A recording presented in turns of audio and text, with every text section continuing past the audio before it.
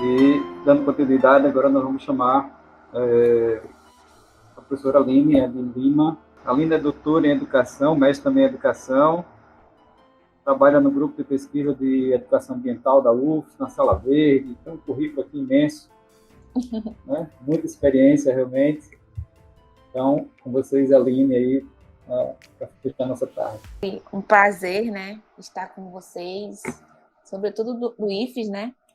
Agradecer, peguei um finalzinho aqui do que vocês estavam conversando, né, na palestra anterior, né? E agradecer pelo convite, né, e por esse esforço, né, de estar trazendo temas tão recorrentes à nossa prática docente, né, em sala de aula, e que a gente precisa conversar e refletir sobre essas questões, né? Acima de tudo, porque acreditamos, né, que os futuros docentes de ciências biológicas, né, eles possam realmente estar envolvidos e motivados e comprometidos com o processo formativo que se dê verdadeiramente emancipatório e responsável, né? Então é isso que a gente espera, né? Eu tô, como o Dantas não deu tempo de falar, né? Mas eu vou me apresentar e falar algumas coisinhas. Eu sou professora do departamento de biologia. Inclusive, Dantas esteve conosco, né, quando eu era graduanda lá no laboratório. Enjoamos pouco, Dantas. Foram 20 anos no laboratório. Exatamente, lá de entomologia. Então, quando eu era aluna, né, então a gente fazia algumas práticas lá junto ao laboratório de entomologia e Dantas coordenava, né, lá no laboratório. Então, como vocês percebem, né, o mundo dá voltas, como eu digo para os alunos, o mundo capota, mas eu acho que é extremamente interessante quando a gente vê os nossos alunos ganhando seus espaços, né, conquistando esses locais de espaço e reconhecimento, né? A gente fica até muito feliz, né? Como eu costumo falar, eu comecei a estudar dentro da barriga da minha mãe. Daí, então, hoje eu já tenho os alunos que também estão por aí, né? Alçando voos, né? E a gente fica muito feliz com isso, né? E aí, lá no departamento de biologia, a gente coordena, né, a área de ensino, que é a área que voltada especificamente para o curso de licenciatura, né? Porque na UFS nós temos o bacharelado e a licenciatura, né? E a licenciatura com 2 cursos, né? Com o curso de vespertino e o curso noturno. Então, a partir disso, a gente teve esse envolvimento, né? Trabalhando com as disciplinas voltadas para a educação, por conta da minha especialização, né? Doutorado e o mestrado em educação. Trabalhando, claro, que com foco na pesquisa em educação ambiental, né? Então, desde 2006, lá quando eu era aluna da graduação em Ciências Biológicas, também na UFS, a gente já trabalhava com educação ambiental. O Cupido flechou meu coração com educação ambiental e desde lá não larguei mais, né? Eu venho trabalhando nesse sentido. Bom, eu vou precisar, a gente vai conversar um pouquinho, né, nessa 1 hora, sobre o que é que constitui o trabalho e aí do biólogo, no meu caso da bióloga, né? Então, como feminista que sou mesmo. Então, a gente vai conversar um pouquinho sobre isso. Tenho certeza que algumas coisas vocês já falaram em outros momentos, né? Por conta do evento, da semana acadêmica. Mas a gente vai retornar olhando com viés dos professores, né? Sobre o olhar do licenciando em ciências biológicas, né? Bom, então, aí Dantas me chamou, né, para a gente fazer essa conversa com vocês, né? E aí eu sugeri falar um pouquinho sobre as multifaces da bióloga, e no caso, porque sou eu, Aline, né? Mas isso não quer dizer que os demais não possam também passar por esses momentos e esses processos formativos, né? Porque eu vou falar de maneira geral do trabalho docente e do biólogo de forma geral, e depois a gente vai focar na perspectiva da licenciatura, tá? Que eu acho que é o nosso objetivo principal, né? Antes disso, parabenizar aos professores do curso de Ciências Biológicas Licenciatura. Eu fiquei muito feliz quando fiquei sabendo que vocês estavam com a proposta, né, uns 2, 3 anos, de abrir o curso de Licenciatura em Ciências Biológicas. E aí eu fiquei sabendo pela minha irmã, que ela dá aula lá no IFES em Glória, né? E eu disse, olha que legal, isso vai ser muito bom para biologia, né, e para o Estado, né? Porque nos últimos anos a gente vem sofrendo, sobretudo na área de ciências biológicas, alguns sofrendo alguns ataques no sentido de que falta de investimento, né? O curso de Ciências Biológicas, bacharelado na UNIT fechou, né? E aí só tem bacharel na UFES, né? Então, tudo isso vai diminuindo o campo de formação e consequentemente, o campo de atuação, né, dos biólogos. Então, o surgimento do curso de Ciências Biológicas, licenciatura no IFES, dá um fôlego a mais para a gente, né? Para a gente pensar na atuação dos biólogos e no mercado de trabalho também, né? E aí eu vou falar um pouquinho sobre o que é ser biólogo, né? No meu caso, bióloga, né? Eu vou falar do meu lugar de fala, tá? E para mostrar um pouquinho do que é esse ato de ser biólogo, vocês precisam entender também que eu trabalho como educadora ambiental desde 2006, né? E desde 2006 eu me pergunto quando que eu vou me tornar uma educadora ambiental. Para vocês terem ideia de quanto esse processo ele precisa ser contínuo, de quanto esse processo ele é permanente, formativo, né? Então, não se forma, agora eu sou biólogo. Não, veja bem, é a pontinha do iceberg quando você pega o seu diploma. Ainda tem várias coisas e muita coisa para passar por debaixo dessa ponte, né? Então, nesse sentido que me perguntando ainda o que é ser educadora ambiental, quando que eu vou ser educadora ambiental e quando que eu vou ser bióloga, é que norteou um pouquinho dessa minha fala de hoje, tá? Vamos lá. Primeiro, o biólogo, claro, e aí você já deve ter visto isso em algum lugar, que observa o comportamento das espécies, coleta e cataloga organismos vivos e tal. E aí abro um parêntese, né, que isso acontece muito, e vai acontecer com vocês, acontece comigo, acontece com qualquer biólogo, passar por uma planta e perguntar, você não é biólogo, que planta é aquela? Você olha, aí eu olho, digo, uma bananeira. Para ver se eles entendem que o biólogo não vai ter de cor na cabeça todas as espécies de planta, de bicho, de inseto, enfim. Gente, é muita coisa, né? Então, mas as pessoas sempre acham que biólogo entende de tudo e todos, né? Só que não. A gente estuda um pouco das coisas e vai exercendo esse aprofundamento à medida que vai adentrando nas pesquisas, na linha de pesquisas, enfim. Então, é importante esse movimento de entender que a gente não vai saber de tudo, porém, a gente pode saber de algumas coisas, mas não tudo, tá? Vamos lá. E aí, a atuação, o biólogo ele atua na área ambiental, na área de biotecnologia e até na saúde pública, né? A partir da Lei 6.684, de 3 de dezembro de 1979, que é a lei que regulamenta a profissão do biólogo. Quem quiser procurar lá, dá uma olhadinha. Professora, é muito chato lei, mas eu sugiro, porque depois não diga, eu não sabia disso. Então não leu a lei. Então, é importante verificar essas políticas públicas que perfazem, né, todas as nossas ações, e inclusive a nossa inserção na sociedade, né? E aí, com isso, eu pergunto nós temos a licenciatura, Ciências Biológicas, licenciatura, Ciências Biológicas, bacharelado e Ciências Biológicas, tecnólogo, também enquanto cursos, né, de formação. Com isso, a gente tem um leque de possibilidades para além daquilo tudo que o biólogo estuda a vida, né? Que o biólogo precisa saber, entre muitas aspas, que a gente vai entendendo um pouco desse caminhar e por onde que o bacharel pode caminhar, por onde que a licenciatura pode caminhar e por onde que o tecnólogo pode caminhar, porque são diferentes, são cursos diferentes, se coincidem em alguns momentos, mas em outros momentos eles também divergem e há diferenças bastante peculiares que a gente precisa entender, né? E essas diferenças, confesso a vocês que caiu muito a ficha para mim, né? Porque quando eu estudava, fazia licenciatura, o curso, as disciplinas eram muito juntas, né? Licenciatura e bacharel. Hoje já tem uma estrutura diferente na universidade, né? Por conta dessa divisão vespertino, noturno e diurno. Antes era diurno, né?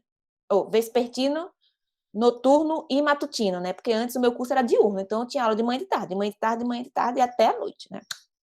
Hoje já tem uma separação por conta da carga horária, né? Mas, com isso, foi me cair uma ficha muito grande recentemente, quando a gente foi chamado, enquanto departamento, para uma reunião do Conselho Federal de Biologia, ou do Conselho Regional de Biologia, né, que é o CRBio. E nessa reunião, o conselho chamou não só a gente da UFES, mas chamou também o pessoal da UNIT, dos coordenadores da UNIT, chamou os coordenadores também lá da Itabaiana, né, que também tem um curso de licenciatura. Nessa reunião, a gente foi discutindo, né, qual é o papel do biólogo, babá, não sei o quê, deu agenda, deu um bocado de coisa. No final das contas, o presidente do setorial Bahia e Sergipe, né, ele disse que estava precisando de um fortalecimento das universidades para que a gente pudesse divulgar o CRBio e que os futuros licenciados e bacharéis, ao formar, ao colar grau, pudessem se filiar no conselho, né? Porém, nós lá da licenciatura, caso algum de vocês tenha interesse em se filiar ao conselho, super recomendo. Porém, licenciatura não é biólogo para o CRBio. O CRBio não considera a licenciatura como o biólogo licenciado como biólogo, tá?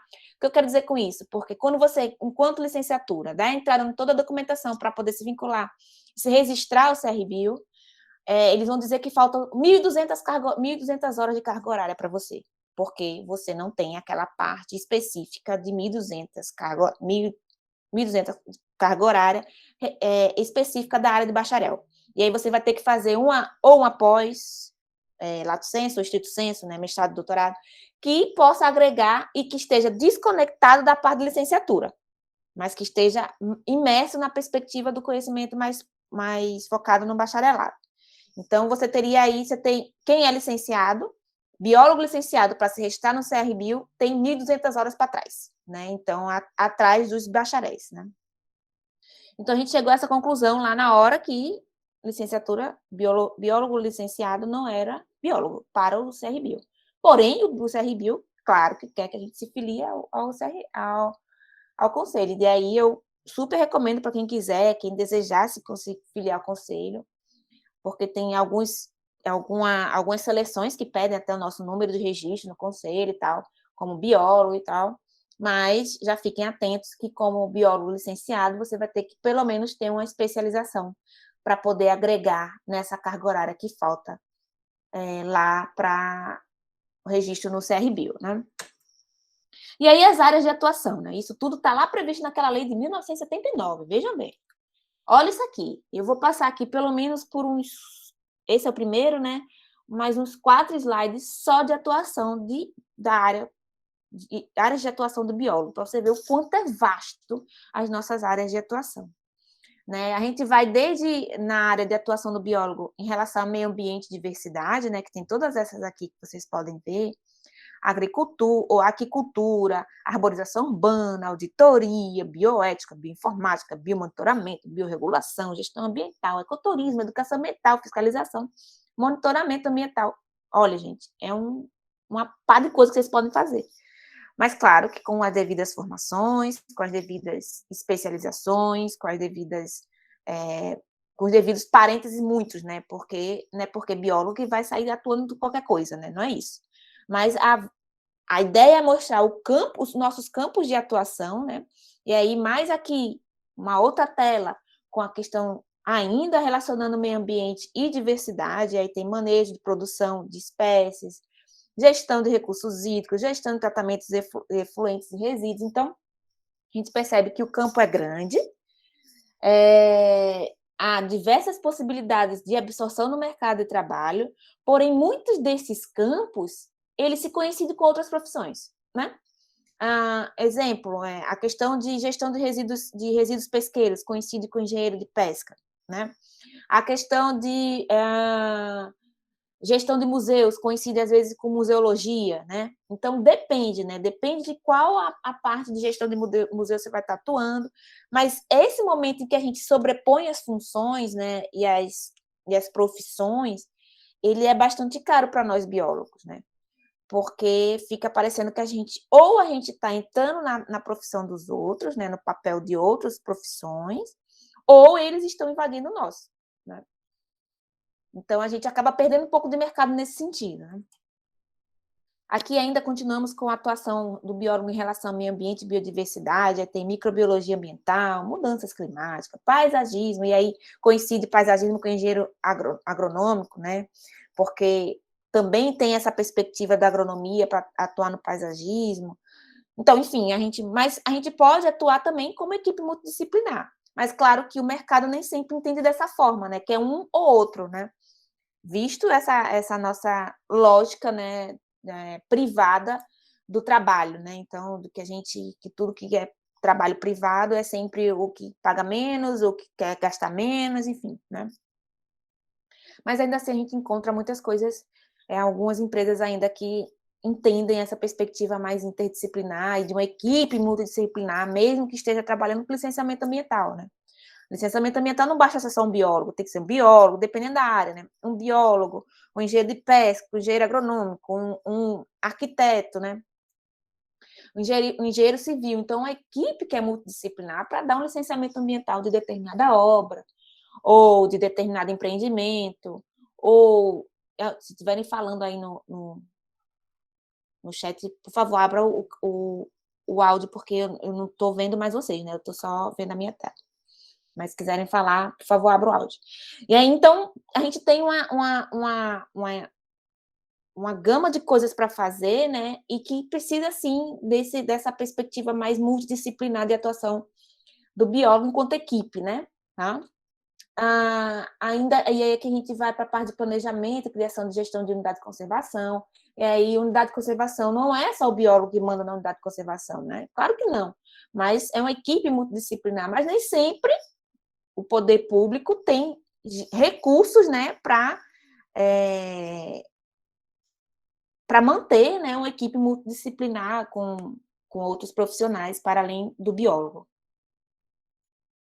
ou da bióloga, né? Saneamento ambiental, e aí tem um curso tecnólogo específico para saneamento ambiental. E por que o biólogo tem que atuar lá? Não, o biólogo não tem que atuar lá, mas é mais uma área de campo de atuação do biólogo também, né? De repente, você quer fazer tratamento de água, essas coisas, o biólogo também pode atuar dentro do laboratório, nessa perspectiva de fazer de identificação de animais, né, de protozoários, parasitas, enfim.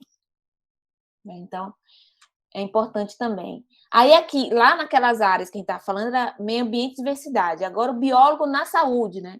Que coincide também, né, sobrepõe a perspectiva do biomédico, né?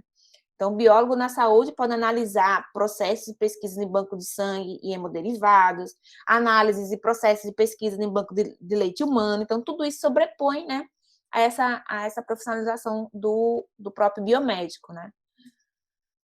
Mas é também campo de atuação do biólogo. Tudo isso aqui são telas só para a gente falar de campo de atuação do biólogo em relação à área da saúde, né? Agora, em relação à biotecnologia e produção, né? Biodegradação, bioética, bioinformática, biologia molecular, bioprospecção, biorremediação, biossegurança, enfim, várias coisas envolvendo o campo da biotecnologia, né? Desenvolvimento e produção de comercialização de materiais, equipamentos e kits biológicos. Sim, isso mesmo. O biólogo também pode participar desse processo, né? Há coisas aqui, perícia, biologia forense, né? Que chama muita atenção somente dos calouros, né? Quando entram, né? As meninas, quando entram na biologia, querem já saber como é que faz essa perspectiva de trabalhar com perícia, com biologia forense. É bem interessante. Porém, também tem seus prós e seus contras, né? Claro que todo trabalho tem, né? E aí, essa é a marca do CRBio, a nossa regional é a Regional 8, né? Que é Sergipe, Bahia e Alagoas, né? Então, nós temos uma regional específica aqui para a gente, Bahia e Alagoas, tá? Que a sede é em Salvador, né? Bom, e aí eu vou falar um pouquinho das minhas experiências pessoais, né, enquanto bióloga, né? E, acima de tudo, enquanto professora de biologia, tá? Que a gente gosta bastante de marcar esse campo, né? E demarcar esse local de fala, enquanto professora de biologia. Bom, eu fiz, como o Dantas até falou um pouquinho, eu falei algumas coisinhas também, né? Eu sou licenciada na UFES, né, desde 2006. Fiz o meu mestrado em educação na Universidade Federal Rural do Rio de Janeiro, em 2012. O doutorado aqui na UFES, né, em 2017. E aí, quando eu concluo o doutorado, eu já estava como docente do Departamento de Biologia, né, porque eu fui aprovada no concurso no Departamento de Biologia como docente, em 2014, né? Então, eu estava fazendo doutorado, aluna de doutorado ainda, quando eu entrei como docente, tá? Daí, buscando sempre entender o porquê dessa profissão, né? O porquê trabalhar como bióloga, o porquê estar atuando também dentro da perspectiva da educação ambiental, enquanto educadora ambiental. Tem sempre um porquê, né? E nessa busca desse porquê, né, foi que eu comecei a mergulhar na perspectiva da formação de educadores, na formação de professores especificamente, pesquisando formação de professores, entendendo o quanto nós, especificamente e particularmente na licenciatura em Ciências Biológicas lá da UFES, nós andamos por muito tempo desconexo, né, entre o que é professor e o que é biólogo bacharel, né? E, nesse sentido, também havia uma dualidade entre o que é prática e o que é teoria, né? E muitos de vocês vão sair com essa pergunta na cabeça. Poxa, depois que eu passei por tantos estágios, eu ainda não sei, não me sinto seguro para ir para a prática docente. Não me sinto seguro em assumir uma disciplina, uma turma, uma escola, enfim. E eu vou lhe dizer, do fundo do meu coração, digo a vocês, vocês não vão se sentir seguros nunca. Porque é um processo formativo, e um processo formativo ele não é estanque, ele não começa amanhã e termina depois de amanhã. Mas ele começa, você sabe o dia que ele começou, mas você nunca vai saber o dia que ele vai terminar. Porque o professor, ele se forma dentro da sua prática pedagógica. Então, à medida que você vai dando aula, à medida que você vai assumindo turma, você vai levando um jeito para aquilo, vai descobrindo o seu perfil para determinadas coisas, coisas que você gosta, coisas que você não gosta, mas você vai se formando praticando. Não vou dizer, tem que fazer isso se um menino começar a se bater com o outro dentro da sua sala, na sua frente. Faça isso, viu, fulano? Não vou fazer isso. Porque não há receita de bolo para dar aula. Não há receita de bolo porque cada pessoa tem a sua subjetividade. Cada aluno tem a sua subjetividade. Então, como que eu vou dizer? Faça isso se você chegar lá e vai perceber. Não. A professora mandou fazer isso, mas deu errado. Aí a culpa da professora que mandou você fazer? Então, eu sei que a gente vive essa ansiedade de saber quando que eu vou estar preparado para ser professor. Tio, eu não sei quando você vai estar preparado para ser professor, não. Eu até hoje me pergunto quando eu vou ser educadora ambiental, imagine, né? E já estou aí há mais de 15 anos pesquisando com educação ambiental. Então, é essa busca de aprimoramento, essa busca por esse porquê estar aqui, né? Por que fazer isso, né? Com responsabilidade, com motivação, com amor, acima de tudo, né? E não é amor dentro da perspectiva vocacional, né? Porque você nasceu para ser professora, para vocação, não é isso, não. A gente se forma para ser professor. Se eu nascesse professora, eu não precisava estar na graduação, não precisava fazer uma especialização, não precisava fazer uma pós. Eu me formo para ser professor. Né? Então, qualquer pessoa que quiser ser professor e passar por um processo formativo para professor, vai conseguir. Então, não é vocacional, tá? Não é uma vocação. Mas, assim, é um trabalho, sim, que precisa ser desenvolvido com amor. Né? Então, não adianta dizer que não envolve a afetividade, né? Não envolve o emocional. Envolve, sim. E aí, eu até ouvi um comentário antes, né, que vocês estavam conversando, né, sobre a questão de ser um professor bonzinho, ser um professor mau. Bom, na minha opinião, a gente precisa ser professor.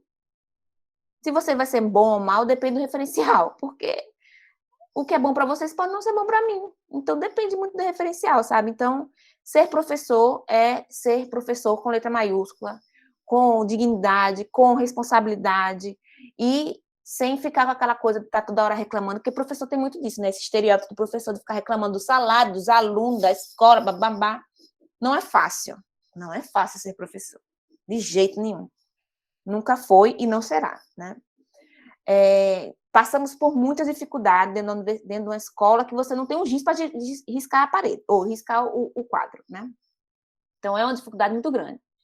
Mas acho que a gente precisa sair desse campo e desse discurso da vitimização para um discurso que seja politizado, porque o processo educativo ele é político, né? A gente está falando da educação que ela seja política, e não é limitando política a partir do A, B ou C, não é isso. Né? É para além disso, política enquanto processo formativo, né? Enquanto processo formativo cidadão, emancipado, tá? Então, ele é um processo político. Então, a nossa atuação enquanto docente, ela também é política. Tá? Eu estou ali dizendo qual é a minha visão de mundo, o que é que eu entendo como mundo, né? E aí, claro, passando para os meus alunos, e a partir disso falando de onde vem o meu discurso, né? De onde vem a minha atuação enquanto docente. Então, tudo isso é carregado de todas aquelas experiências que eu vim acumulando até hoje, né? Que fazem a professora Aline, nesse caso. Então, vocês vão sentir muito isso, né? O que é bom, o que é ruim, não sei o que é bom, o que é ruim, eu sei o que eu preciso fazer enquanto professor. E assumir, pegar isso na mão e dizer, não, isso é para ser feito, a gente vai ser feito, né? Eu vi a colega estava falando que é importante participar desses processos de gestão, né? Participar de processos administrativos, né? Que isso envolve a prática docente. A prática docente não é só chegar e dar aula. Ai, se fosse, estava todo mundo aqui liberado para muitas coisas, né? Os professores aqui estavam muito mais menos sobrecarregados, no caso, né? E até quando eu estava entrando na aula, a Dantas até me ligou, porque eu já estava um pouco atrasada, que eu estava mandando um memorando que hoje eu estou como chefe do departamento de biologia. Aí você imagina, o que é isso, né? O que é que envolve tudo isso? Né? Envolve campos administrativos que eu nunca fui, nunca me formei para isso, mas estou aprendendo na marra, no soco, no tapa, no murro, né? Batendo cabeça mesmo, mas tem que aprender. E a gente percebe o quanto a gente aprende todos os dias, toda hora, todo momento. Seja na parte burocrática, seja na parte docente, dando aula mesmo, né?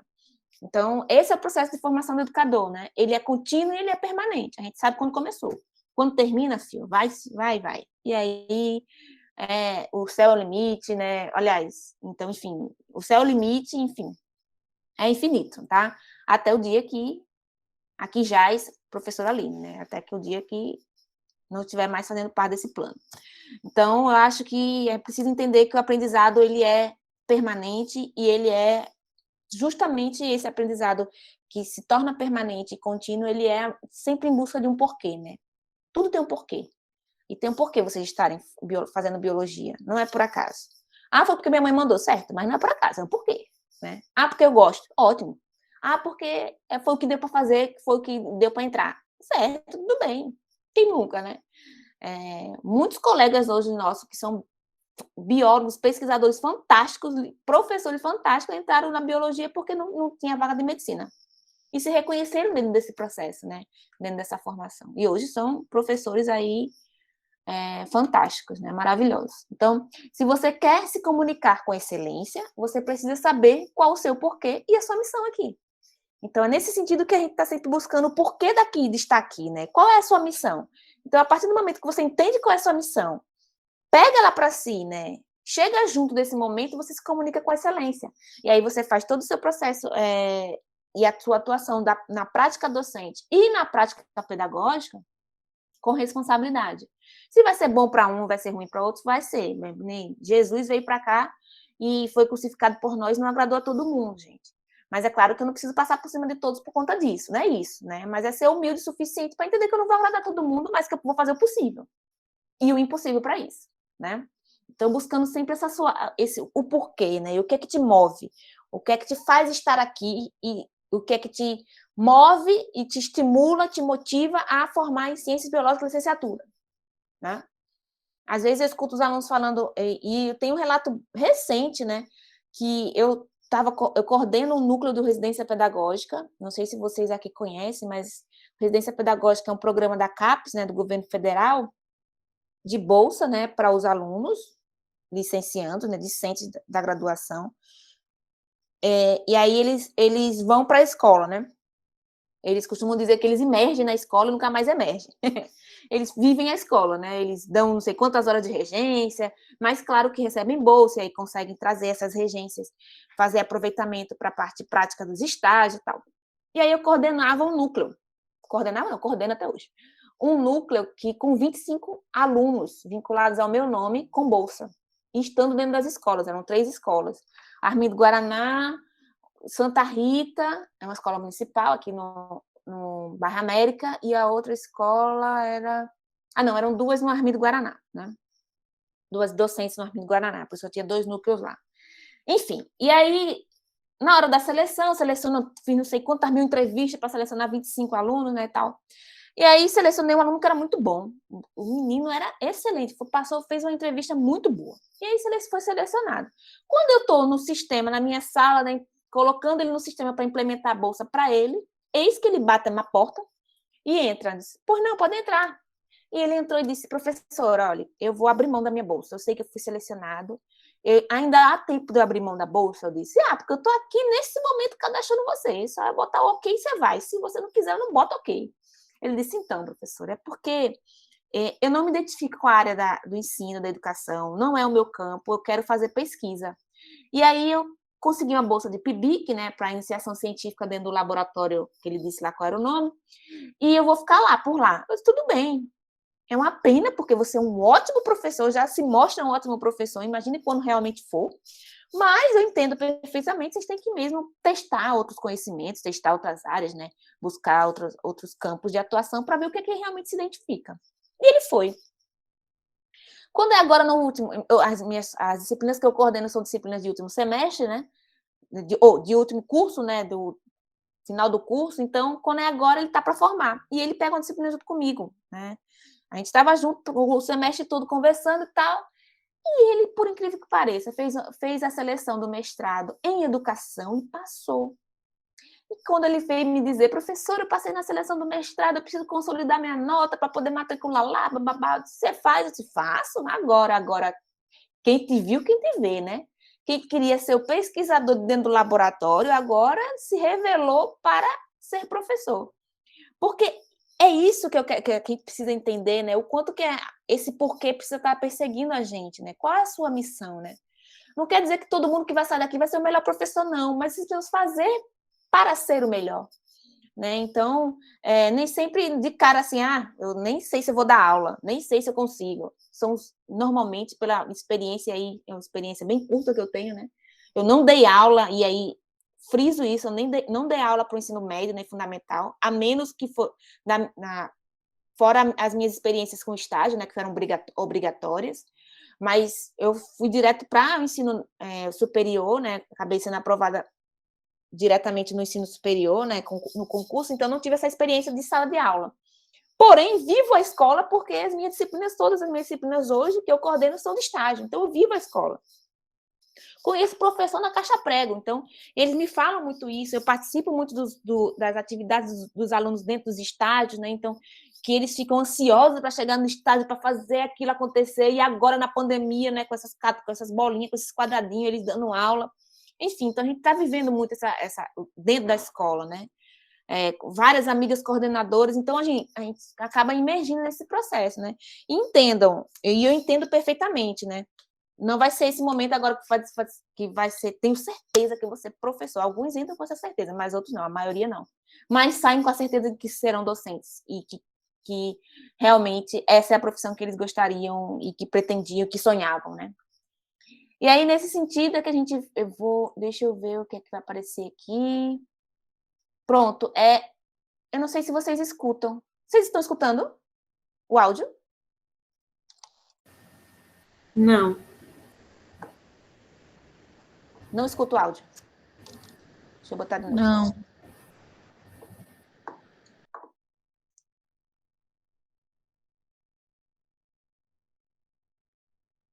E agora, escutam?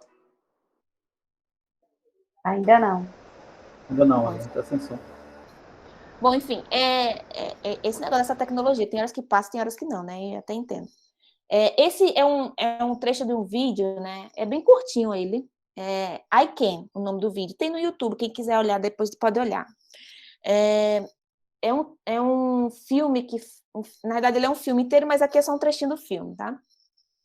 Que fala sobre um pai que, em busca desse porquê de realização, ele se tornou triatleta, né? Correu 5 Ironmans carregando o filho dele, que era paraplégico, tinha uma paralisia, uma doença severa no cérebro, né? Então ele era paraplégico e nem falava também. Mas ele gostaria de correr o mundo, ele tinha esse desejo, né, esse filho dele, de correr o mundo e de sentir o vento na cara, né, aquela coisa, né, do ar puro e tal, de ser livre. E o pai decidiu, então, que vivendo as rotinas de um Ironman, quem não sabe o que é, depois pesquisa no Google. Google, nesse caso, ele responde e vai ajudar bastante vocês. E ele fez tudo isso com o filho, carregando o filho, né? Então, por quê? No fundo, ele estava perseguindo sempre esse porquê na vida dele, né? E entendendo que ele poderia fazer as coisas, que não era fator limitante porque estava carregando o filho de não sei quantos quilos, não era um fator limitante para ele. Pelo contrário, aquilo motivava mais ainda, né? Aquilo lhe dava mais energia, né? E é nesse sentido que a gente faz até uma analogia com a profissão docente, né? Quanto mais dificuldade, a gente vê aquela dificuldade, dá um baque na gente, derruba mesmo, mas depois a gente levanta com força. Com força para superar essas dificuldades, com força para enfrentar, para mudar, né? Claro que não é dizer que a gente vai pegar esses problemas e tomar para si como responsável, eu sou responsável por esses problemas, não. Mas a gente pode, no coletivo, se unir enquanto docentes e aí resolver algumas questões que são relativas ao nosso trabalho, né? À nossa prática. Então, depois vocês podem assistir, é um filme curtozinho. Eu sempre que vejo me emociono, então eu sugiro bastante que vocês possam assistir. O nome dele é I Can, tá? Tem lá no YouTube um trechozinho do filme. Quem quiser assistir o filme também é fantástico, é fora de série. Tipo, é um filme tipo documentário, né? Que vai retratando todo esse processo desse pai com mais de 50 anos, Ironman, né? Correndo, fazendo uma maratona, nadando 10 quilômetros e andando de bicicleta quase 130 quilômetros em cada Ironman, né? Então, isso é só para atletas de alto nível, né? Nem todos conseguem nem terminar. E ele conseguia terminar junto com seu filho, andando junto com seu filho, carregando ele na bicicleta, no mar, né? Porque é em mar aberto, as provas de natação, carregando também, correndo, né? E aí carregando ele na bicicletinha. Então, enfim, é só para a gente ter ideia do que nós podemos. Agora a gente precisa entender o que é que a gente pode, a partir da nossa principal pergunta, que é o porquê. Por que vocês estão aqui? Por que estamos aqui? Né? E aí eu vim falar um pouquinho sobre a educação ambiental, né? Claro que é assim, é o que eu acredito, é o meu lema de vida, e eu acho que eu não sei se eu estaria hoje em outra área se não fosse educação ambiental, porque foi onde eu me identifiquei, né?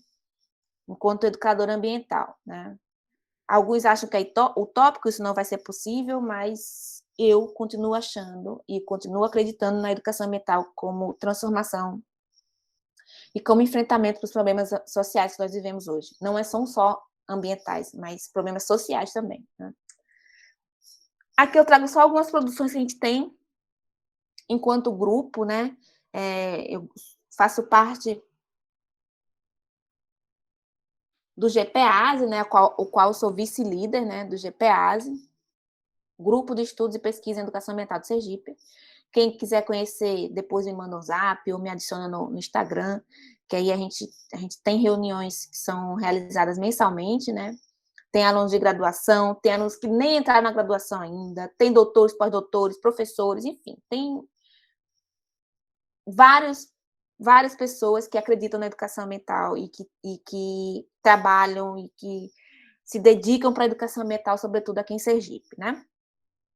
E também faço parte da Sala Verde, que é um projeto de extensão lá da UFES, né, com o apoio do Ministério do Meio Ambiente. A gente trabalha com formação de professores em educação ambiental, porém nos municípios sergipanos, né?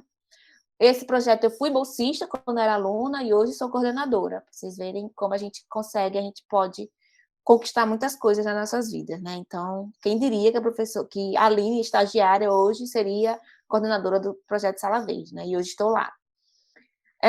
E esse livro aqui do lado da esquerda, né? Ele foi um livro oriundo da minha dissertação, que eu fiz lá na Rural do Rio de Janeiro, junto com a professora Mônica e a professora Tatiana. Nós três fazemos parte do grupo de estudos em educação ambiental. Esse da direita foi um livro comemorativo, e aí nós fizemos um balanço das produções da Sala Verde do GPAs em uma década, né? Então, junto com a professora Inês, a qual foi minha orientadora, hoje é uma colega de trabalho, já se aposentou da universidade, porém a gente continua com esse laço muito estreito, né? Que eu espero que vocês possam também estabelecer com seus orientadores, né? Esse laço de amizade que só tem a acrescentar, né, e a somar nas nossas vidas, tanto profissionais quanto pessoais, né? Visto que a gente não é, as coisas não são desconectas, né? Uma hora é a professora Aline, outra hora é a tia Aline, não. Eu sou a tia Aline e a professora Aline aqui na frente de vocês, é isso que vocês estão vendo mesmo, né? Aqui mais outras produções mais recentes, né? Todas que vocês podem ver com a participação da professora Inês, né? Então, ela faz parte de todo esse processo, essas conquistas que eu venho tendo, né, nesses últimos anos, né? Por conta dessa orientação que hoje é uma amizade, assim, muito forte, né? Professora licenciada em Ciências Biológicas na Universidade Federal do Sergipe também, a professora Maria Inês. Então, a gente percebe o quanto que, quando a gente se identifica com a área, o quanto a gente pode ir longe, né? Então, lá na universidade, eu trabalho especificamente associando pesquisa, extensão e ensino, e atualmente gestão, né? Por conta do curso, né? Enquanto eu sou subchefe, né? Mas atualmente chefe em exercício, porque a chefe saiu de férias, né? A subchefe assume, né? Mas como na gestão, enquanto subchefe do departamento de biologia, junto com a professora Elisamar, que é a chefe, né? E trabalhando nesse tripé, né? Da universidade, que é pesquisa, ensino e extensão, né? Ensino com a graduação e com a pós-graduação, né? Porque eu também oriento na pós-graduação em educação da Universidade Federal do Sergipe, que é o PPGED, né? Programa de Pós-Graduação em Educação, e oriento tanto mestrado quanto doutorado com pesquisas sobre formação docente em educação ambiental, né? Na extensão com o projeto Sala Verde, né, que é um projeto de extensão, e na pesquisa com os projetos de PIBIC, né? A gente tem alguns projetos de PIBIC aí, que hoje venho mergulhando mais nessa linha mais ecofeminista, né? E trabalhando o ecofeminismo com formação docente, né? Pesquisando agroecologia também. A gente tem feito uns trabalhos bem legais com isso, né, na pesquisa. E eu tenho gostado bastante dessa área também, né? Então, se vocês tiverem alguma coisa a perguntar sobre isso, né? Ecofeminismo tem dado muita coisa boa por aí, né? É uma teoria bastante recente, porém, eu acho que bastante emergente, né? Então, a gente tem trabalhado nessa perspectiva dentro da pesquisa, né? Bom, esse é o tripé da universidade. Aqui tem só o meu e-mail, acho que não dá para ver direito, mas eu posso botar aqui no chat depois o meu e-mail. Ali é o meu @, né, no Instagram, né, para quem quiser conhecer um pouquinho mais da professora Aline. Tem algumas coisas lá no Instagram. Confesso a vocês que eu não dou para essa coisa de ser blogueirinha, porque não dá para mim, porque é uma vida muito louca, assim, muita coisa para fazer, atualiza aqui, atualiza ali, e atualiza Lattes, e atualiza OCID, e atualiza as plataformas Sucupira, e aí a gente fica imerso nesse meio acadêmico. Quando eu vejo, as coisas já até passaram e eu não consegui colocar no Instagram. Mas eu confesso que eu tento, e aí a gente, nessa tentativa, vai colocando e divulgando algumas ações, né, lá no Instagram também, né, além do Facebook também, tá?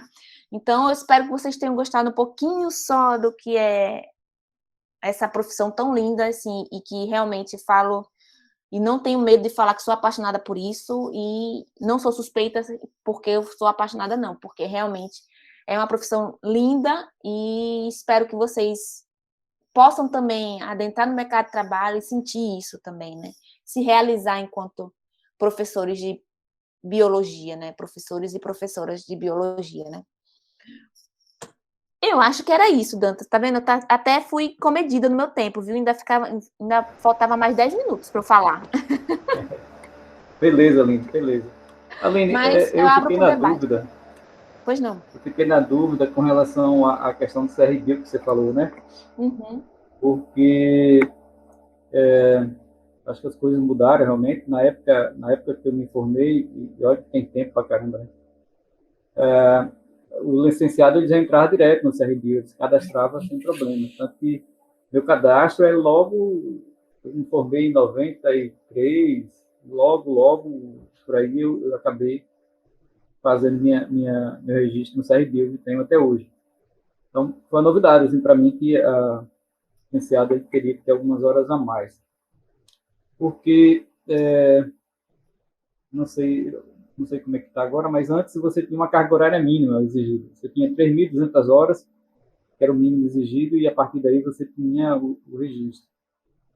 Mas como nós temos muitas horas da parte de educação, né? Isso. Talvez tenha sido isso que tenha mudado um pouco aí. É. A questão para mim foi novo, realmente. É exatamente isso, porque a ciências biológicas ela tem a parte da educação, né? Que é uma carga horária, depende do curso, né? Lá na gente, a gente tem, só de estágio são mais de 400 horas, né? Então, tudo isso vai impactando na carga horária geral do curso, né?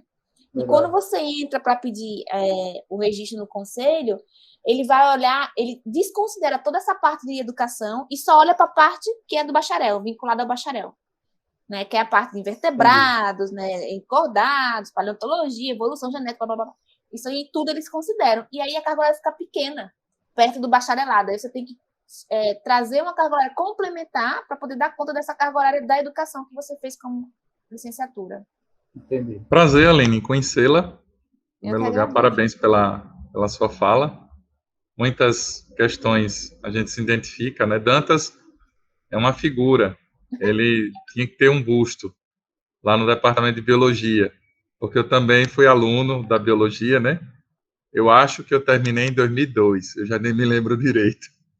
E Dantas já ajudava, né? Me lembro, na época eu era professor de escolas particulares, né, do estado. Dantas fez uma caixa de insetos para mim, né, fantástica, que contribuiu muito nas minhas aulas. Então, tem uma quilometragem ampla, né?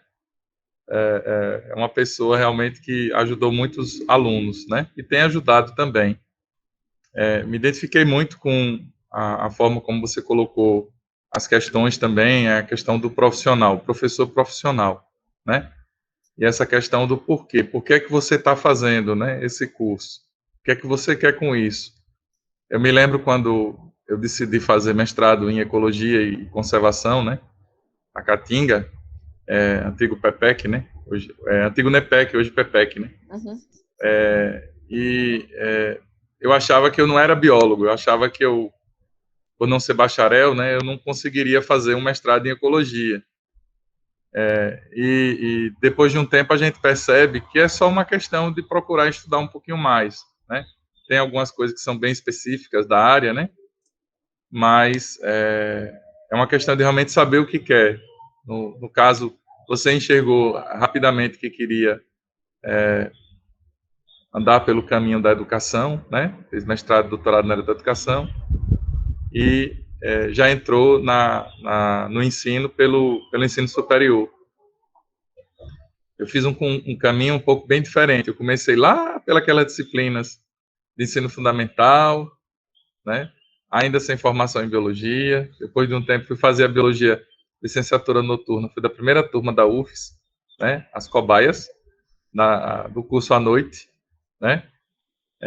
Sofremos um bocado, mas o curso transformou. E dentro do curso foi que eu encontrei o porquê. Eu não sabia por que eu estava fazendo biologia, na verdade.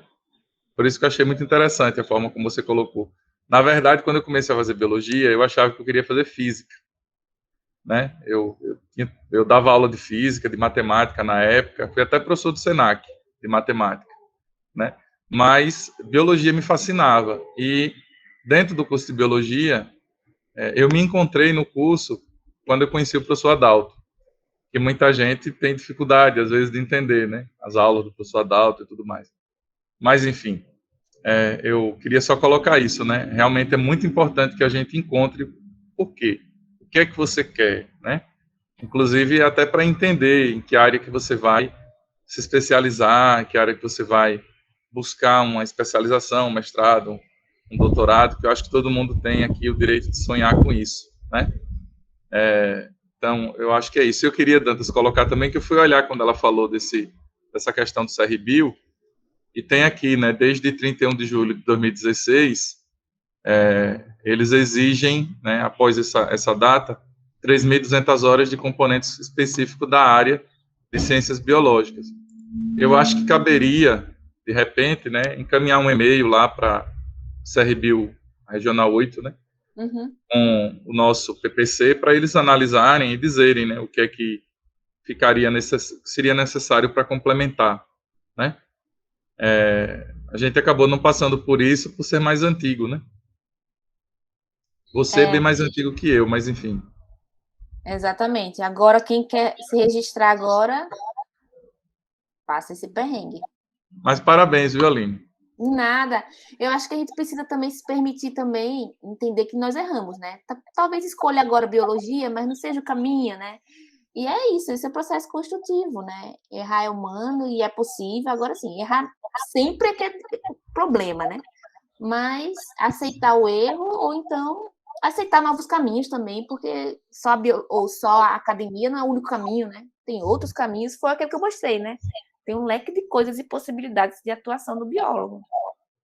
Até porque quando a gente é muito jovem, você tem dificuldade realmente de ter certeza, né? Você tem muitos sonhos, né? E dependendo das experiências que você viva, elas podem ser positivas ou negativas. Você pode se frustrar, você pode se identificar, né? E por isso que eu tinha comentado na minha fala, não sei se você chegou a ver antes, eu tinha colocado que o professor não pode ser indiferente. Por que é que eu disse isso? Porque Valéria sabe muito bem, Dantas, não sei se ele viveu muito essas experiências, né, com os alunos da agropecuária, mas Valéria, ela vai entender bem o que eu vou dizer. Às vezes você chega no campus, 7 horas da manhã, né, Valéria, e você se depara com um aluno sentado numa cadeira, sentado isolado num canto, e você chega ali perto dele e você pergunta, né, e aí, bom dia, tudo bem? Né? Dá uma palavra e o aluno desaba do seu lado, começa a chorar, começa a contar uma história de vida dele, uma dificuldade, e não tem como você ser indiferente. Então, e são situações, às vezes, que a gente não está realmente preparado para enfrentar, não sabe nem como contribuir, não sabe nem como colaborar, que vai de casos de tentativa de suicídio, né? Ou mesmo até de não saber o que fazer da vida mesmo, completamente sem estrutura nenhuma de família, né? Então, claro que cada instituição tem uma realidade, né? Mas dependendo dos alunos que você absorva, da realidade dos estudantes que você tenha, nós, professores, também precisamos, no meu entender, né? Estar atento para estar olhando e percebendo esses sinais que muitas vezes os estudantes dão, né, e que são sinais de pedido de ajuda mesmo. Claro que a gente não vai salvar o mundo, né? Mas se você não sabe o que fazer, comenta com um colega, né? Busca ajuda, fala com outra pessoa, mas não pode ser indiferente. Acho que o professor, ele, além de ter esse perfil profissional, né? Além de ser realmente ter a excelência, mas a gente também não pode fechar os olhos para a realidade que está nos cercando. Só essa contribuição. Obrigada, viu, Francisco? Valéria? Professor, só uma pergunta. Rejane. Como era o nome do curso que os professores antigamente faziam para depois fazer especialização? Que o professor Francisco estava falando, que ele primeiro se formou e depois foi que ele fez especialização. Não, eu fiz o curso de licenciatura, Rejane, porque eu fui da primeira turma da licenciatura em Ciências Biológicas noturna da UFS. Entendeu? Mas é o mesmo curso que vocês estão fazendo. Não, só que a primeira turma noturna. Entendeu? Os meus professores do ensino médio e fundamental, eles primeiro fizeram um curso pedagógico. Não era pedagógico, não, é outro nome. E não, depois, eu acho que eu sei o que ela está falando. Antigamente existia muito antigamente, existia uma tal de licenciatura curta. Não, eu acho depois que é o pessoal fazia a licenciatura plena, não é isso, não? Não. Pedagógico magistério. Pode ser. Acho que era magistério, que primeiro eles faziam, depois é que eles escolhiam o que eles queriam. Antigamente, a universidade tinha a possibilidade de você fazer bacharelado e a licenciatura, a partir de um curso básico de formação em biologia. Não sei se a Aline lembra disso, né? Os professores mais antigos, eles entravam para fazer biologia e eles tinham a possibilidade de fazer tanto o bacharelado quanto a licenciatura, a partir de um curso de formação inicial, né? Eu acho que é isso que ela está falando. Mas já tem muito tempo que isso não existe mais, né? Antes era concomitante, né? Você saía com 2 diplomas, você optava ou um ou outro, ou os dois. Você optava e saía com ou 2 diplomas ou só um ou outro. Hoje você consegue fazer a licenciatura e, se quiser, você completa a carga horária e faz o bacharel, mas depois que você termina a licenciatura, aí entra como portador de diploma, coisa parecida. Eu acho que eu entrei na UFES em 98, eu acho, e já não tinha mais. Eu acho que acabou alguns anos antes, entendeu? Se eu não me engano, Em 97.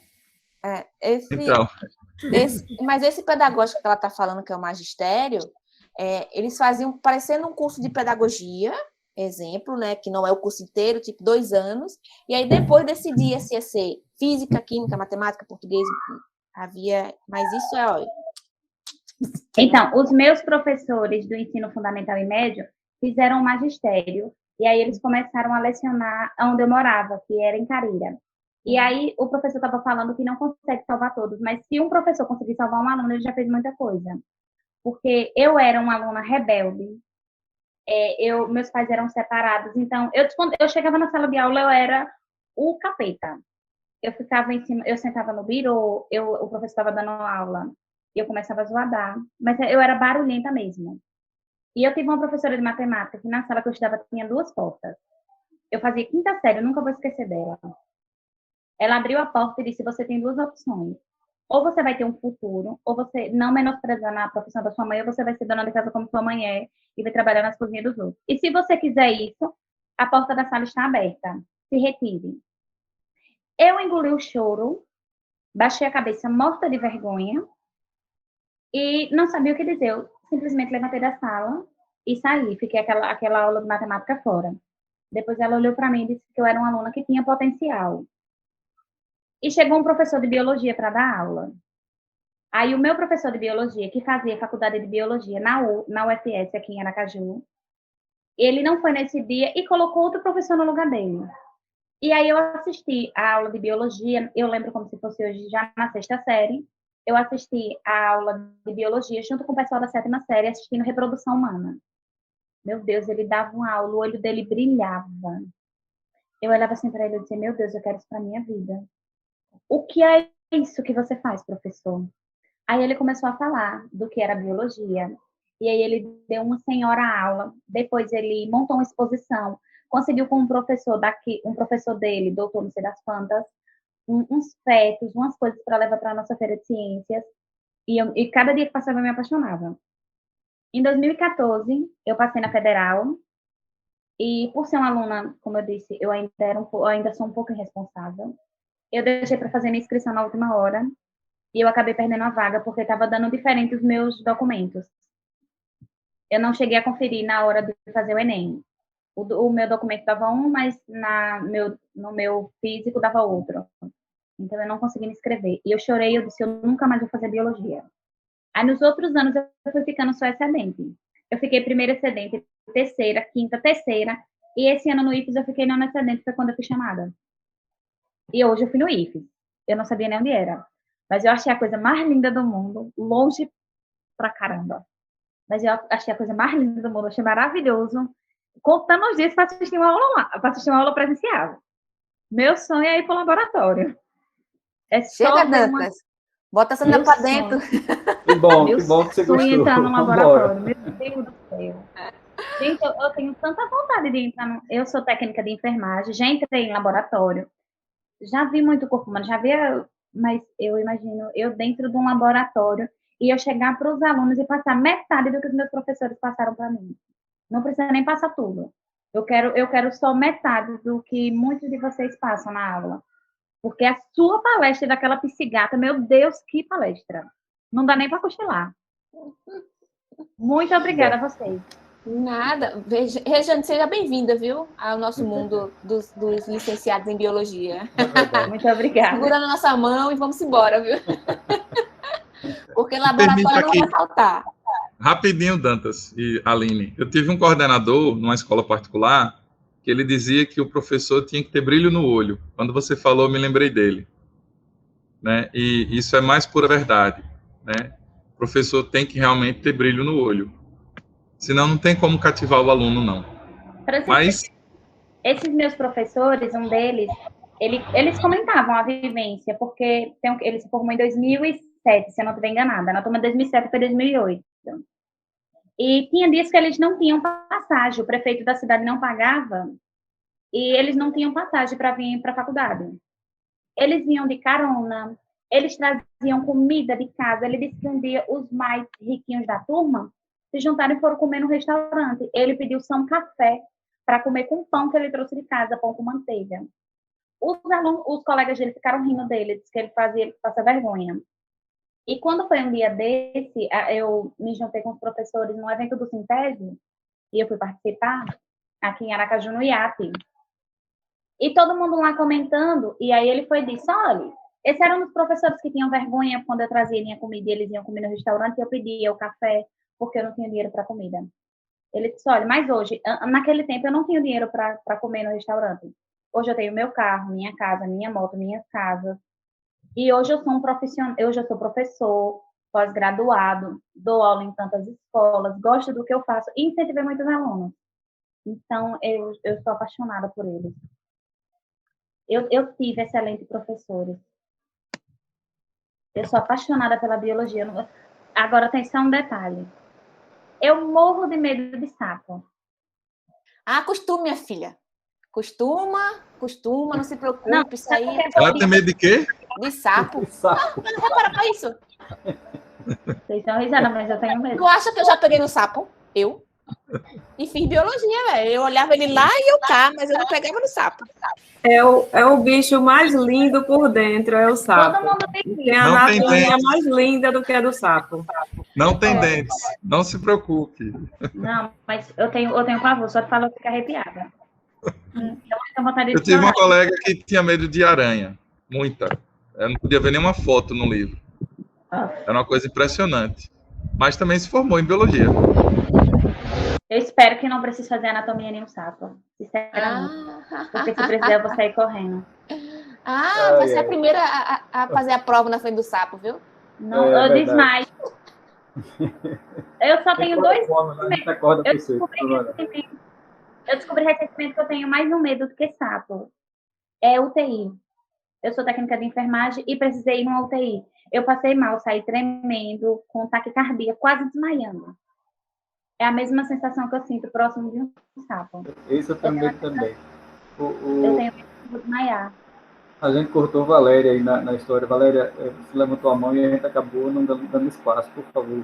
Tranquilo. O bom é essa interação aqui, né?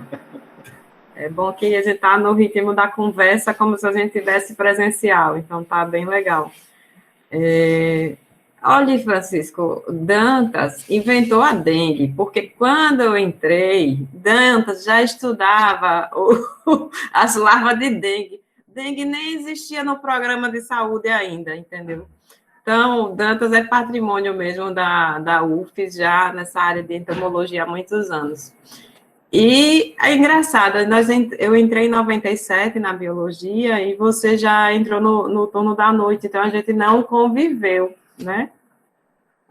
E eu também fiz o registro no conselho, e eu tinha licenciatura, e eu saí do conselho de biologia, tem o quê? 2, 3 anos, porque estou registrada no Conselho de Veterinária, né, e eu entrei pelo IFES como professora da área técnica de veterinária, então não vi necessidade de pagar 2 conselhos para poder atuar, né. Agora estou até confusa agora com essa decisão minha, o que é que eu faço agora? Não vou poder retornar, me arrependi de sair, olha, Dantas. Mas eu queria até perguntar, Aline, uma coisa que eu fico muito na dúvida,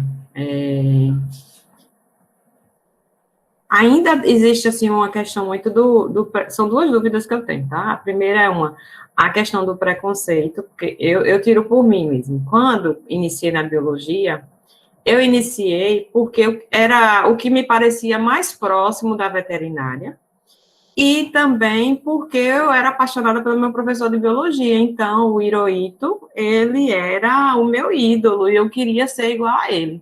Então, eu fui para a biologia porque eu queria ser algo parecido, né? Principalmente que ele teve a coragem de abandonar o curso de medicina veterinária ou de medicina, né, humana, já no final, para se tornar professor de biologia. Mas em mim existia ainda o preconceito. E eu dizia assim, eu vou ser bióloga, eu não vou ser professora. Porque era o que colocavam na minha cabeça naquela época. Professor? Mas vai ser professor, vai ser advogado, vai ser psicólogo, né? Vai ser... Mas professor, né? Então, isso com o tempo, acho que foi até reduzindo. E eu enveredei pela carreira da veterinária e fui buscando espaços. E o que é que aconteceu? Primeiro, eu vi que a clínica veterinária não era o que eu queria. Aí eu fui para o caminho de trabalhar com vigilância sanitária. E quando eu estava lá, trancadinha na sala da vigilância sanitária, eu vi que faltava algo. Então, eu comecei a marcar cursos para os feirantes, marcar palestras, e começava a me inserir. Daqui a pouco eu estava lá fazendo ações junto com a enfermagem, e quando eu vi, eu estava com o povo falando, conversando, explicando as coisas sobre sanidade, sobre saúde.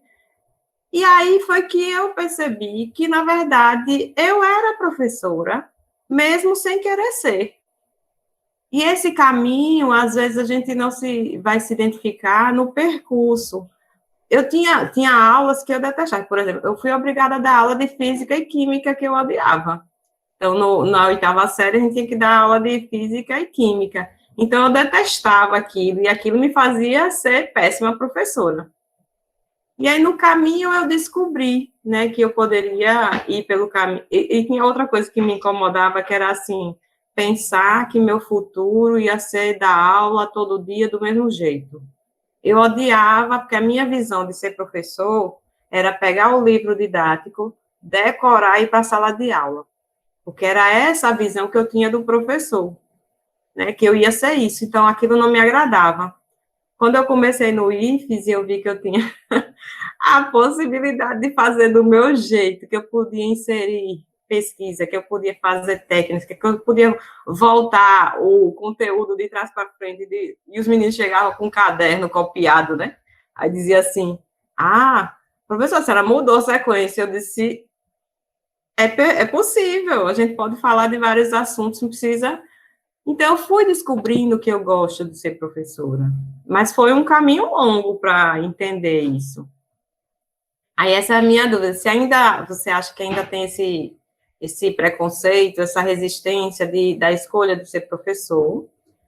E a segunda, que eu fico muito sem saber até responder para as pessoas que me perguntam, é a questão da nossas ações enquanto biólogo e do que a gente pode assinar como responsável técnico. Por exemplo, a gente tem a questão do mel, né? Muitas vezes vem a questão do mel como um produto, né? Como um alimento. O alimento, só quem pode assinar, né, algumas coisas é o engenheiro de alimentos. Mas, porém, o engenheiro de alimentos não sabe o processamento do mel, não sabe a arte do processo de fabricar o mel. Aí vem a inspeção. A inspeção só pode ser feita por um veterinário. O veterinário, ele também não sabe, são raros os veterinários que atuam nessa área do mel. Então, fica meio que confuso na minha cabeça ainda essa questão da RT. Se você tiver alguma luz aí, eu agradeço. Veja, Valéria, sobre preconceito nós ainda sofremos muito, muito. E quando você falou que antes, né, tinha esse preconceito de, vai ser professor, vai fazer outra coisa, né? Tem tanta coisa para fazer, vai ser professor, tanta da profissão, e você escolhe professor. Hoje em dia eu escuto de professores dizendo para os meus alunos que estão estagiando, não queira não isso. Os meninos estão entrando no estágio, pegando o menino de 6º ano, olha, a faixa de gás, 6º ano, os meninos na flor do satanás, e aí chega o professor e diz, olha, para o meu estagiário, você tem certeza que é isso? Isso é o que mais o que mais nos deixa atento, né? Porque o professor ele consegue minar sua própria profissão, porque muitas vezes não atua no coletivo, não se entende quanto coletivo, e assim todas as profissões precisam ser reconhecidas. Muita profissão tem seus problemas de reconhecimento, não é só o professor, mas acontece que o professor, ele muitas vezes, ele se vê imerso nesse processo de falta de estímulo e de falta de reconhecimento, que aí acaba contagiando todo mundo que está ao seu redor, né? Porque é aquilo, né? Contágio social é um negócio danado, viu? E acaba que os meus alunos relatam, ó, professora, aquele supervisor perguntou se eu queria mesmo ser professor, eu disse, e o que foi que tu disse a ele? Eu disse, não, eu quero isso mesmo, porque eu sou aluna da professora Aline. Eu disse, muito bem, sabido você. E aí, termina que nesse processo todo, os estagiários acabam retornando a esse docente que já estava desmotivado, sem muita expectativa, essa motivação, né, de fazer algo diferente, de se propor a pesquisar outras coisas, de sair do livro didático ou de sair da sua transparência, né, para outras coisas. Então, a gente ainda sente muito esse preconceito. Sinto também dentro da própria universidade, dentro do próprio departamento. Dantas é oriundo do departamento de biologia, você e Francisco, a gente sabe o que é o bacharel e o licenciado dentro do departamento. E dentro do departamento eu sofro com os meus colegas. Eu já cheguei a ouvir do colega, aqui não é curso de formar professores. E eu disse, ora essa, e o que eu faço então aqui? Se os dois cursos que movem essa universidade e este departamento hoje são de licenciatura. Nós temos hoje, dentro do departamento, 600 alunos de licenciatura e bacharel. Desses, 10% são do bacharelado. O resto é licenciatura. Entendem? E aí a gente sofre isso dentro. Então, o preconceito ainda existe, mas a gente age em cima dele, né? E tenta, à medida do possível, né, superá-lo, né? E sobre a questão das ARTs, veja, para biólogo emitir qualquer parecer, ele precisa estar no conselho, né? Registrado no conselho, porque precisa de registro, né? E essa questão das ARTs é bastante interessante, sobretudo, há uma fiscalização no conselho sobre isso. Por isso que teve essa questão, essa mudança, né? Recente, nem tão recente, mas tem uns 10 anos, né? Dos licenciados se filiarem ao CRBio, né? Por conta disso, né? Porque eles entendem que essa carga horária que nós deixamos de estar imerso no processo, nos conhecimentos mais técnicos do bacharelado, e estamos dentro da perspectiva da educação, seria uma carga horária de imersão essencial, né? Eu até considero que sim, concordo com eles, né? Só que na hora que o faz-me rir chega, né? Aí quer chamar licenciado para se associar, né? E aí chama os cursos de licenciatura, né? O conselho tem muito disso, a gente precisa estar repensando sobre isso. Mas isso é outra questão. O que eu entendo é o seguinte, Valéria, que a gente precisa tomar cuidado, independente se for engenheiro, se for nutrólogo, se for engenheiro de alimentos, enfim, arquiteto, precisa ter cuidado com essa questão da RT, porque hoje todo mundo quer passar a RT e acha que está certo. Né? Quantas obras a gente vê por aí que arquiteto da RT e nem nunca foi? Né? Então, por isso que essa importância do conselho, do registro no conselho e da fiscalização, porque é fiscalizado isso. Né? A gente tem biomédico hoje atuando sem registro no conselho, e quando o conselho passa, multa. Né? Então, tudo isso são formas de a gente tentar fiscalizar, né, e tornar a coisa mais legal possível, né? Porque precisa ser. Nós estamos andando com saúde humana, né? Então, precisa ter responsabilidade nesse sentido. Mas, assim, como a gente tem um leque muito vasto de atuação dentro da biologia, então a gente precisa se especializar, né? E que a equipe seja multidisciplinar, né? Porque não dá para só, vamos supor, para uma questão do mel, como você deu como exemplo, só um engenheiro de alimentos dá o parecer. Não, tem que ser uma equipe multidisciplinar, porque quem entende da rotina da abelha pode ser um entomólogo, pode ser um agrônomo, pode ser um biólogo. Né? Enfim, então a gente precisa de uma equipe multidisciplinar que partam para além do que é só ingerir, né, e comercializar um produto alimentício, né? Para além disso, né? Enfim, eu acho que a gente pode estar discutindo e tem muitas coisas aí que envolvem essas questões. Agora, tem uma questão que é bastante profícua e que foi relato aqui de todos que falaram até agora, o quanto o professor marca o corpo da gente. E marca literalmente. Não é porque ele bateu em mim, não, que ele me marcou, não. Mas o quanto um professor de biologia marca Rejane, marcou Valéria, me marcou para fazer biologia, porque eu só fiz biologia por causa de Roosevelt. Não sei se vocês conhecem, alguns de vocês até conhecem. Só fiz biologia por causa de Roosevelt. Que é aquela pessoa fazia teatro na sala de aula e eu, pronto, é agora. é isso que eu quero para minha vida. E hoje fui até colega dele no mestrado, que ele fez pós-graduação em educação. Enfim, então a gente tem o quanto o professor ele marca a vida do outro, marca o corpo do outro, né?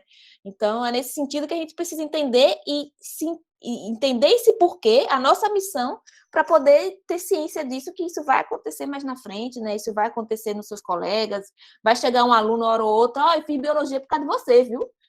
E aí, meu filho, você se esquece de pós-graduação, de mestrado de pesquisa de bolsa, e você pensa, pô, essa foi a profissão realmente que eu gostaria de ter seguido e é que faz diferença, né? Enfim, acho que é isso e vamos pensando juntos nesse processo construtivo. Que precisarem da gente lá do Departamento de Biologia, lá no IFES, fiquem à vontade, viu? Espero com fé em Deus todos vacinados e que a gente possa estar com segurança sanitária juntos, né? De novo. Aline, nós temos uma pergunta aqui do professor Wellington, nosso Sim? colega. A pergunta é: a formação na licenciatura sofrerá impacto no pós-pandemia com a adoção do ensino híbrido? Vamos lá. Tem duas coisas. Wellington, obrigada pela pergunta, que é bastante pertinente. A primeira coisa o que a gente faz hoje com o ensino remoto não é ensino híbrido, tá? Ensino híbrido é uma perspectiva de educação para além de usar internet ou usar meeting, é para além disso. O que a gente está fazendo, exemplo, hoje nós estamos no ensino remoto, não estamos no ensino híbrido. E aí, ensino híbrido prescinde valores e princípios das metodologias ativas, para além de estarmos usando a internet somente, né? Então, e aí, claro que vulgarizou nesse processo dessa pandemia, todo mundo agora faz ensino híbrido. Escola particular, então, é assim, para com pau, né? Todo mundo com ensino híbrido. Mas não é só isso. Não é só o fato de estar uns alunos em casa, outros na escola, que é ensino híbrido. Não é só isso, né? Porém, eu acho, sim, que a formação docente, a pandemia impacta bastante na formação docente, tem impactado, né? Nós do Departamento de Biologia não suspendemos a atividade de estágio, né, que são as partes práticas da gente, e os alunos continuaram dando estágio assim, do jeito que nós estamos aqui. E a gente percebe, claro, que eles foram buscar ferramentas, estratégias para poder aproximar os alunos, né? Tem escolas que eu estava com 7 alunos estagiando numa escola da Bahia que eles nunca foram lá, não sabem nem onde é, né? Então, tem esse lado bom, né, de aproximar, né, da gente conhecer outras realidades. E deles se estimularem também a buscar ferramentas, né, nesse campo desse ensino remoto. Que eu até cheguei a dizer para eles que eu aprendi demais supervisionando eles, né? O quanto eles usavam algumas práticas ativas que foram fantásticas, né? Programas, enfim, de gamificação e que foram fantásticos, o quanto eu aprendi com eles supervisionando esses estagiários. Porém, é um impacto, assim, surreal. A pandemia veio para botar uma lente de aumento em todos os nossos problemas. E na educação básica, para além disso, né? Ampliou nossos problemas na educação básica, de distanciamento entre aluno e professor. A gente não sabe mais quem são os nossos alunos, o que é que eles vivem, o que é que eles sofrem, se eles têm acesso, se eles não têm. Então, essa falta de comunicação para chegar até a casa do aluno, porque antes a gente conseguia fazer isso, pelo menos o aluno chegava na escola, né? A gente falava com ele, via ele. Hoje em dia, vê essas bolotinhas que eu não sei se é ele. Né? Então, eu não sei se Thales está aqui. Então, enfim, mas a gente acredita que seja. Né? Então, isso impacta diretamente na nossa formação. E quando a gente começou a pensar na continuidade das nossas ações, sobretudo dos estágios, que é onde eu estou coordenando, né? Eu confesso que eu perguntei, que professor é esse que eu vou formar? Vai sair agora 30 alunos. Que professor é esse que deu aula só no ensino online, no ensino remoto? Enfim, eu não sei realmente, eles se esforçaram, claro. Eu também me pergunto, no presencial, que professor é esse que eu formo, até hoje, né? Então, é justamente entendendo e buscando superar essa questão da angústia, né, dessa ansiedade, que esse processo constitutivo é deles. E eles vão se dar permanentemente, continuamente, caso queiram, né? E sintam interesse e queiram continuar na carreira. Então, aí já tira um caminhão de coisas das minhas costas, né? Dessas responsabilidades do que eles vão fazer daqui para frente, né? Tipo, eles não deram aula presencial, mas se eles quiserem dar, eles estão preparados para isso. É só se jogar, né? E se não tiver preparado, procura a professora Aline, bate lá na sala 24 da parte da biologia, que eu vou ajudar no que for possível. Né? Então, é nesse sentido que a gente vem trabalhando nessa perspectiva, mas que impactou fortemente a formação desses alunos. E a nossa prática também, né? Porque eu vou dizer, o negocinho que é isolado do mundo não dá não para mim. É acostumado com o calor humano, aí você me vê com esse negócio aqui. Imagina, era para eu estar lá no IFES, mas não estou. Entende? Verdade. Diferença grande mesmo. É muito. Juliano, por favor. Aline, também, mais uma vez, também parabéns pela palestra. Tudo bom, tudo bom. Menino, muito tu estava com a bolotinha, Deixa eu falar que esse moço é meu professor de biologia. Oi. Juliano, você não ensinou na escola de Carira? Ensinei no colégio muitos estadual. Aham. Ensinei Ensinei lá muitos anos. Ensinei sim, Gé. Quando você começou a falar, Regiane, eu falei, será que a Regiane foi minha aluna, gente? Porque tem tantos anos, enfim. Com certeza. Então, mas enfim, aí o pessoal falou sobre pessoas que inspiram, por exemplo, além de Dantas ser tão inspirador, por exemplo, na UFES, né, depois que eu vi ele foi um dos caras, né, no ensino médio, que foi ele uma das grandes inspirações para fazer biologia. Então, falando de inspirações e pessoas presentes, então Dantas está aqui. Ou seja, ele foi um cara que estava lá no ensino médio me ensinando, e agora eu fico muito, assim, muito emocionado, muito feliz de ser colega de instituto com ele. Veja que eu sou patrimônio mesmo, né? É colega hoje. Um colega, muito legal. Então, Aline, primeiro parabenizar, né, pela sua fala, acho muito importante, principalmente esse fato quando você coloca o papel político sem ser partidário, né, assim, a ideia do magistério como um papel político.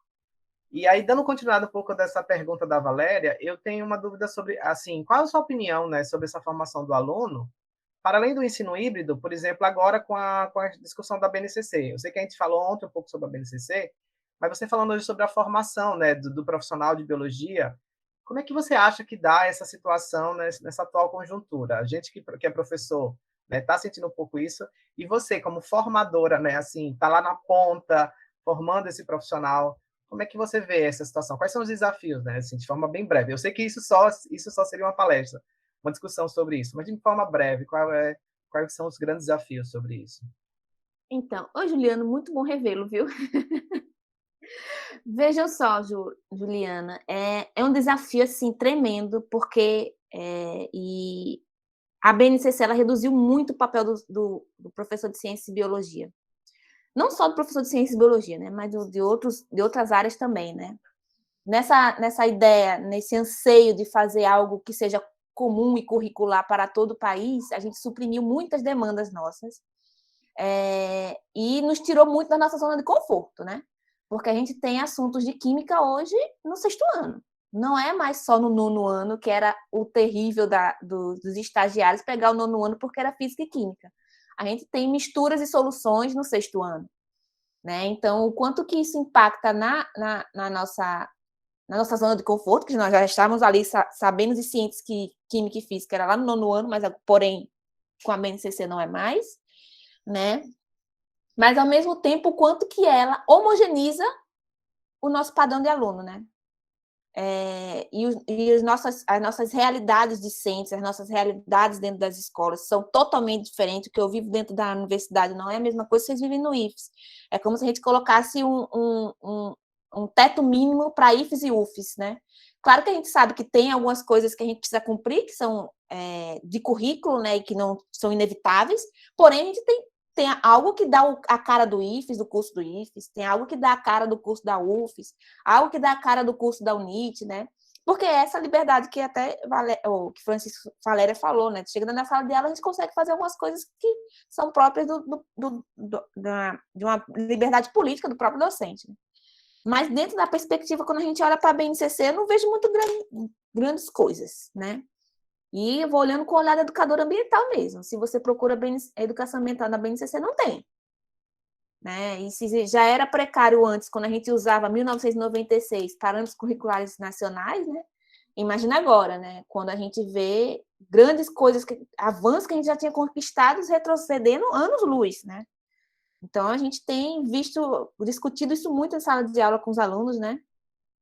Com os licenciandos, o quanto a BNCC tem nos limitado enquanto prática docente, enquanto prática pedagógica, limitado nossa atuação enquanto biólogos, né? E, para além disso, né, a gente se pergunta até hoje, alguns motivos de fórum de licenciatura, inclusive na UFES, química e física, vai para onde? Química e física no fundamental.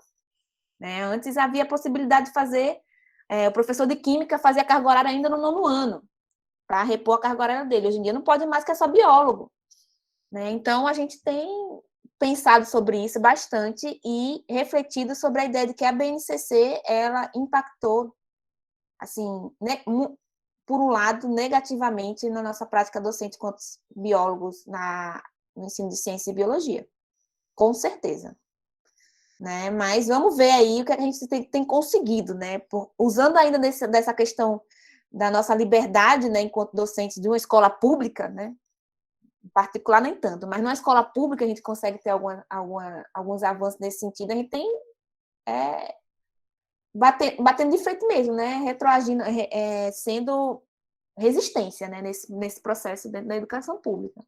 Assim como nos estágios, né? Enfim, a gente tem batido bem reforçando bastante essa ideia, sabe? De ser resistente nesse momento. Já foi aprovado, mas a gente continua resistindo. E, além disso, né? Agora, algo que impacta diretamente nossas ações enquanto formadores de professores é a BNC Formação. Que ninguém fala sobre ela. A BNC Formação aprovada em 2019. Então, gente, é como se metade do departamento de biologia fosse exonerado, porque não há necessidade. Pela BNC Formação, não. Nós temos 25 docentes, metade não precisa estar lá. Né? Então, e a gente está fazendo processo de reformulação curricular, né, por conta da política de 2015, né, do parecer e resolução de 2015, porém, em 2019 veio essa que a gente fez a vida do mercador, entrou por aqui e saiu por aqui. Estamos fazendo o processo de reformulação curricular sem considerar a BNC Formação, na expectativa de que ela seja revogada aí, sei lá como, né, mas é aquilo, né, a esperança é a última que morre. Mas, se não, ano que vem, reformulação de novo da biologia. Então, enfim, é surreal, sabe? Esses reducionismos que a gente tem enfrentado no campo da formação do docente. Por nada. Mais alguma colocação, minha gente? Mais alguma pergunta aí para mim, né? Juliano, primeiro agradecer pelas suas palavras, cara. Eu dei aula para Juliano no ensino médio, em Itabaiana, há muitos anos atrás. E eu sou do Grupo Francisco aí, eu já passei em escola particular, estado, município. E hoje eu estou feliz que o Juliano está aqui como nosso colega. Então, obrigado, Juliano, pelas palavras aí, pelo seu carinho.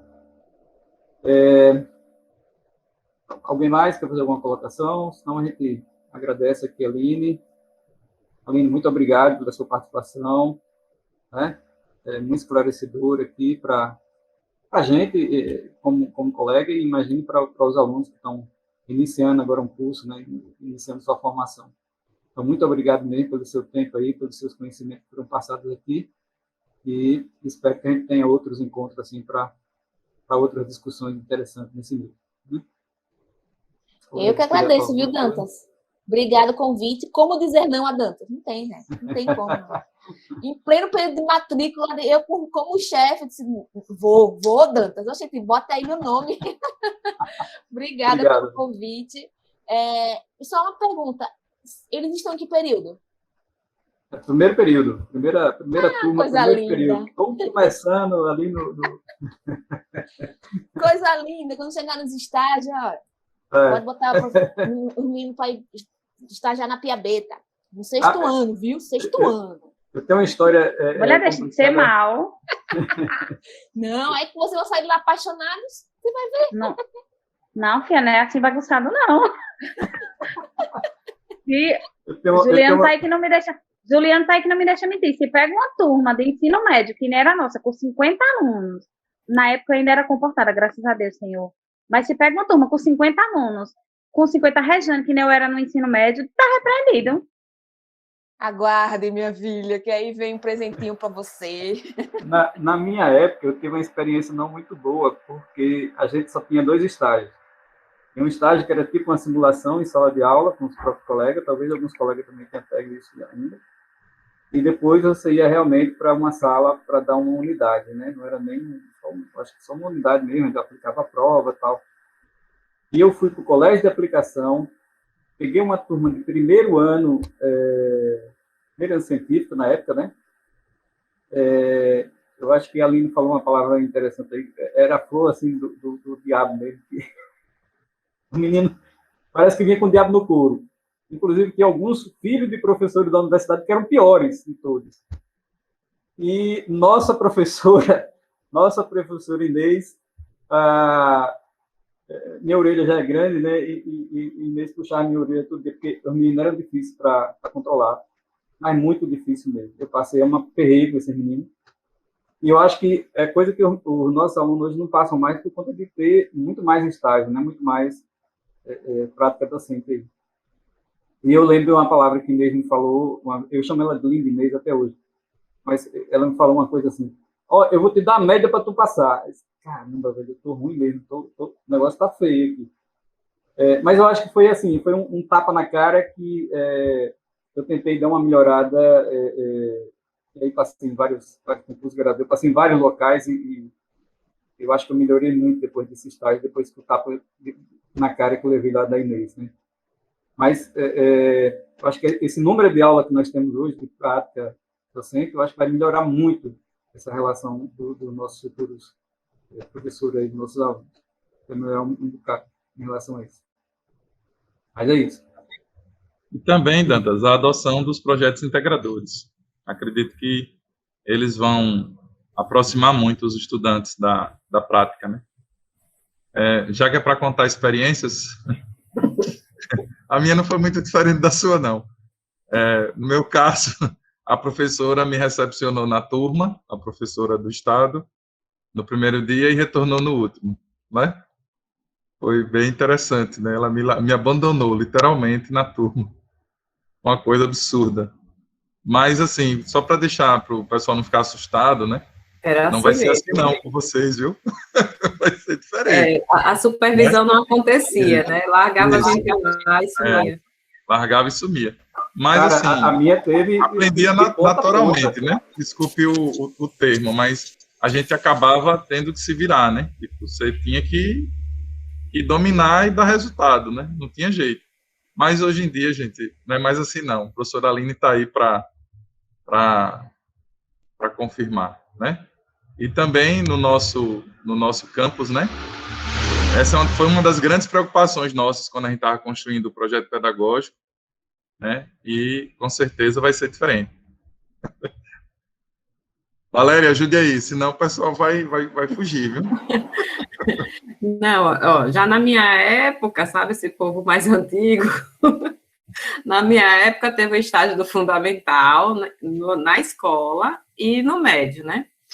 No médio, aí o professor ainda acompanhou mais, me ajudou, mas no fundamental existia justamente isso, era um alívio para o professor, né, quando chegava o estagiário, aí ele meio que largava a sala e deixava a gente se virar. Mas agora, aí, assim, os regimentos todos modificaram e a gente tem mesmo que fazer o acompanhamento, os registros, até porque hoje existem mais formas de comprovar que aquilo foi realizado, né? Antigamente não tinha essa questão de celular, não tinha como gravar as aulas, hoje não, hoje a gente tem mais como acompanhar e registrar tudo. Agora, vocês falando aí, eu realmente me lembrei da minha primeira aula, que eu pequei pelo excesso, porque eu queria fazer tudo naquela aula, eu queria ser a melhor professora do mundo daquela turma, e eu fiz uma aula prática, mostrando como ocorria a filtragem da água, né? E aí, achando que estava abafando, que já tinha terminado, levei o filtro, né, para a sala, arranjei tudo, argila, carvão, levei tudo, e botei água colorida para os meninos verem a água passando, né? Eu sei que quando eu terminei de falar, que eu olhei para o lado, eu vi o copo vazio. E aí, eu me assustei, eu disse, cadê a água que estava aqui, né? A criança bebeu a água colorida. E, para minha sorte, eu tinha usado anelina, que é de corante de alimentício, né? Mas eu fiquei assim, aterrorizada. Meu Deus, se eu tivesse usado alguma coisa que fosse tóxica, né? Que pudesse provocar alguma coisa naquela criança. Aí foi a primeira coisa que deu errado. Por fim, eu ainda resolvi fazer umas perguntas e dar chocolate de premiação. Não foi um horror, as crianças avançando, derrubando tudo. Eu disse, meu Deus, o excesso, foi o pecar por excesso. Eu sei que, no final, as crianças ainda saíram gritando, dizendo que não queria mais a professora anterior, que era para tirar a professora anterior. Então, tudo para mim estava dando errado, porque até a professora ficar com raiva de mim, ela ficou meio assim comigo, porque eu levei coisa demais, né? Eles nunca tinham visto tanta oferta assim. Mas são experiências, né? A gente vai aprendendo a dosar. Mais uma coisa, Zé? Então, Aline, mais uma vez, obrigado, muito obrigado realmente pelas suas colocações aqui, pelos ensinamentos. Um abraço e um abraço a todos.